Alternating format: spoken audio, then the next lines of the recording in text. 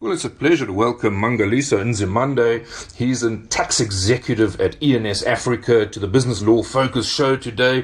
Mangaliso, great having you with us. And we're, of course, talking now just ahead of the budget coming up. Finance Minister Enoch Godongwana's inaugural national budget. He obviously has given an interim one. And this is a key one. There's so many issues. We saw SONA. We saw how many issues are at stake and how these competing demands are playing out.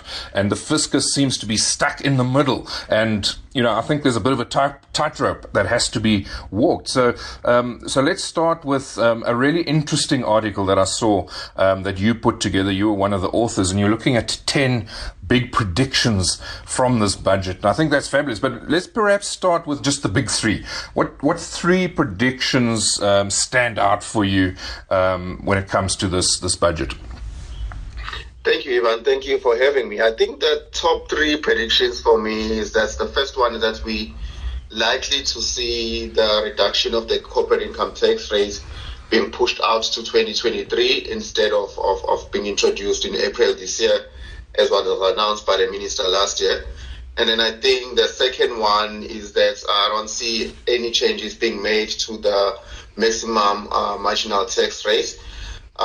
And then the third one is that I don't think that we will see any changes on the VAT rates as well. So I don't think those are the top three predictions for me that we're likely to see in the budget speech. Yeah, just on that corporate income tax, of course, we were expecting a reduction to 27% with effect from the 1st of April. And you're saying that you expect that to be pushed out. Maybe just amplify on that. In other words, we're still going to get the 27% down the line, right?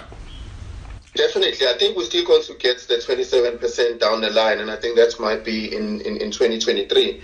And the reason why I say that is that National Treasury had made it clear that the reduction will go hand in hand with the introduction of the limitation of carry forward assessed losses and the limitation of interest deductions as well. And what we've seen is that there have been issues with those two, and there have been delays. So there's still a bit of consideration and consultation just to clear out some drafting issues. So those are not ready yet, and that's why we think that the reduction of the corporate income tax rate will be pushed out to 2023, because as I said earlier on, it needs to go hand in hand.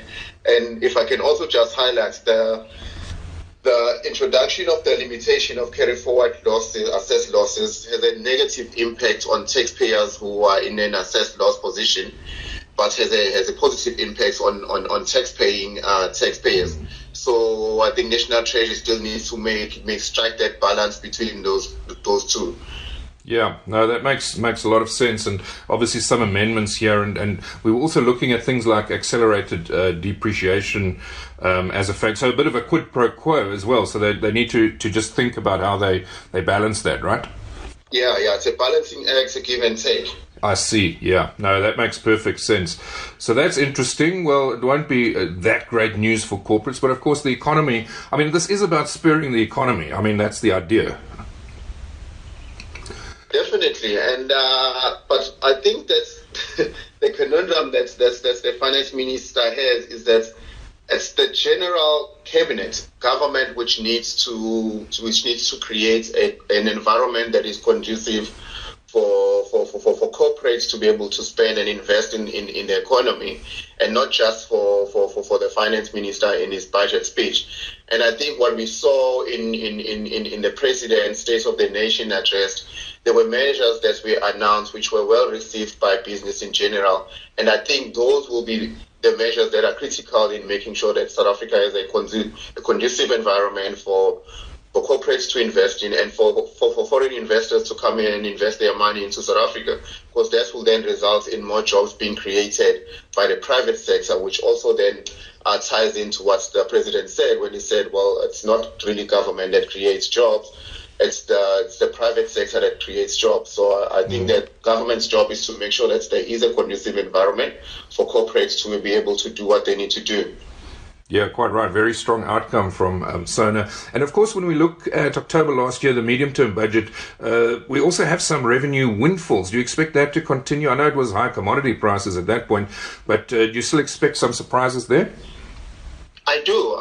And as you mentioned, it's wise the high commodity prices, and the Minister of Finance did mention that was temporary, but I think we're still likely to see the positive outcomes of that in revenue collection, and also I think we're likely to see some fruits of the additional funds that's government invested in SARS, the 3 billion rand additional billion rand that was allocated to SARS last year to basically digitalize and rebuild SARS. And what we have been seeing in practice is that SARS is definitely being more aggressive in its revenue collection efforts and being more efficient. So I do think that there will definitely be some surprises on the revenue side. And of course, the personal income tax side, I mean, we've got a marginal rate very high at 45%. Is there any scope for increasing that? I know talk of a super wealth tax was on the agenda prior to COVID. What do you think there when it comes to personal income taxes? Of course, a very small proportion of taxpayers are paying the majority of taxes, and that's the risk. Yeah, we already have a very high marginal tax rate. I don't think that there will be any changes there. And you also have to take into account that we have the problem of emigration of the high earners in South Africa. So by increasing the marginal tax rate, it would have a negative impact on high earners who are highly mobile, and we have seen that they are starting to emigrate a bit more. So I don't think that we're likely to see any major changes on the marginal tax rate. There might be some changes on the brackets just to take into account fiscal drag and to take into account inflation. But I can't see anything on the marginal tax rate at this stage. And of course, a lot of traditional entities, that are hit with sin taxes, they took some of them took quite a knock during COVID. I mean, do you expect any type of compromise there, or will we have the usual very high sin tax increases? I think we're gonna have the usual increases above inflation increases. Even though they did take those industries, the tobacco and the alcohol industry, did take a hit during COVID, especially due to the bans that were introduced due to lockdown. But it's an easy revenue stream for National Treasury or for SARS, and I think we're going to see the normal high increases. And I think the reason why National Treasury is not sympathetic on those two is because what they say is that they introduce the increases to make sure that they try to discourage people from using those products because of the health effects. So I think that we will see the normal high increases there. And of course, we've got the social grant extension and, quite a bit of additional revenue, of course, going in that direction that was part of COVID. And now that has been extended. They have announced that they are going to extend that. Obviously, not yet a basic income grant, and that's another challenge. But just this extension of the social grant, I mean, how do you actually accommodate that outside of just the normal revenue streams? And I know, for instance, there was talk of a solidarity tax, but it's possible that that needed to happen a year ago for it to have actually worked. But do you think that could be an option? It is an option because specifically for a dedicated outcome is a popular way to motivate a new tax, as long as there's transparency on how the revenue is spent.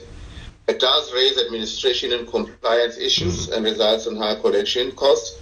But from a policy perspective, the introduction of a tax for unemployed individuals will contradict the required growth agenda, and that is necessary. So I don't think that we will see a solidarity tax, but I do see why it's being punted by certain people.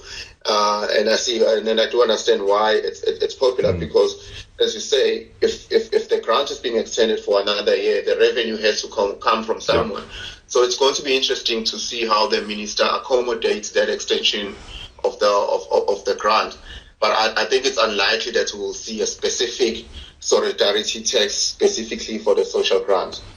I have seen some experts saying that, when you can't look at individuals, corporate taxes, are already going to start coming down, and we don't get a lot necessarily from the corporate side, but VAT is the one area that could be looked at, as long as it needs to be balanced where you'll have different VAT rates. So luxury goods, you could have beyond 15%, and the reality is South Africa's VAT rate is fairly low at 15%, but the problem is you can't just start taxing all the consumers in South Africa already stretched, and that is a risk. And maybe just your thoughts on VAT, unlikely to be increased? The issue with VAT is that it's a very broad-based tax, and even a 1% increase would collect a significant amount on revenue. But having said that, we also have to take into account that a VAT increase will have a huge impact on the consumers. And we know that consumers are still struggling because of the COVID-19, the impacts of COVID-19 lockdowns and the job losses that we had in the country.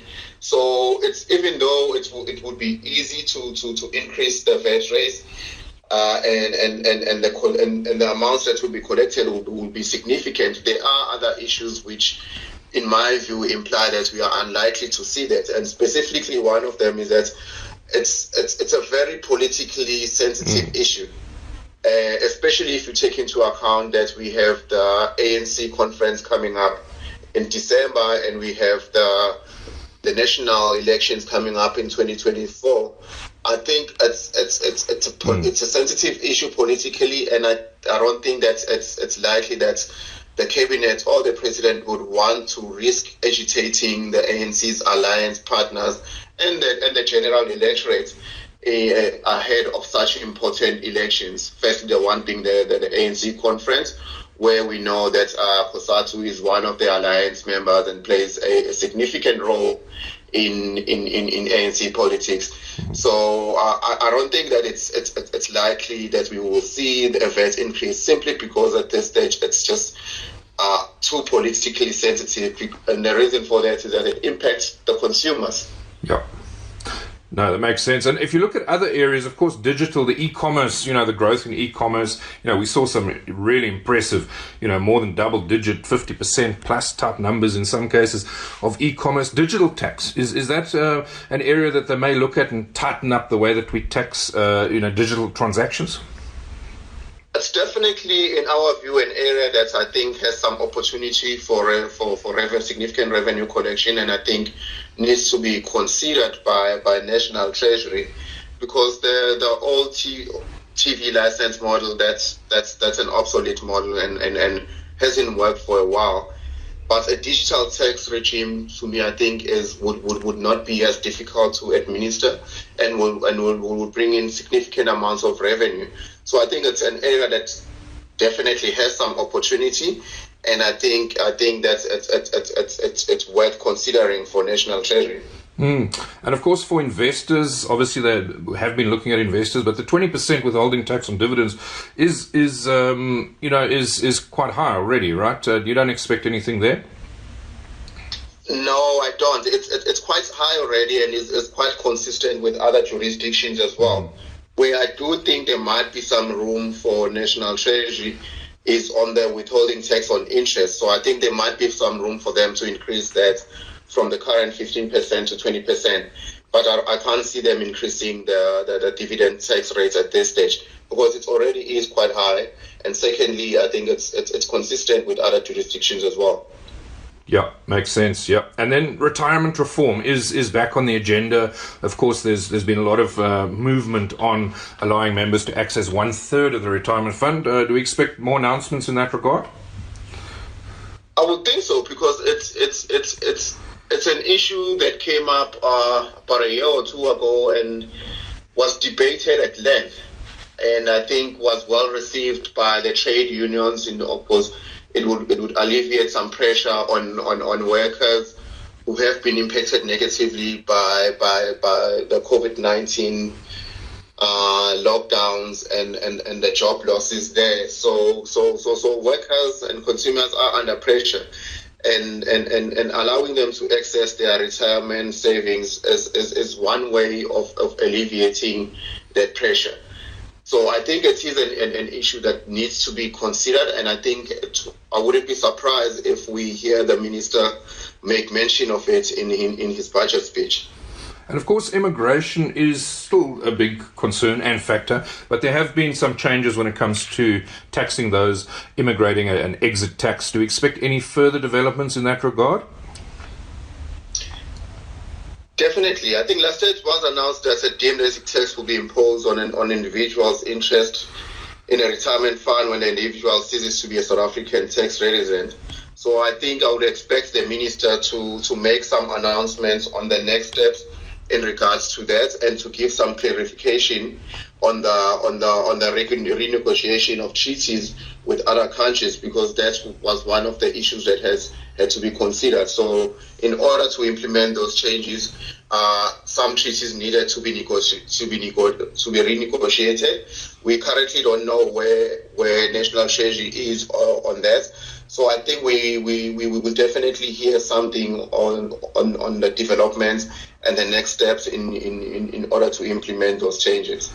Well, Mangaliso, thanks very much for your 10 predictions. Very insightful, and it's been absolutely fabulous chatting to you ahead of the budget. And now I think we can all wait for this balancing act that clearly will need to happen when this budget is delivered. But thanks very much for the time. Thank you very much, Evan.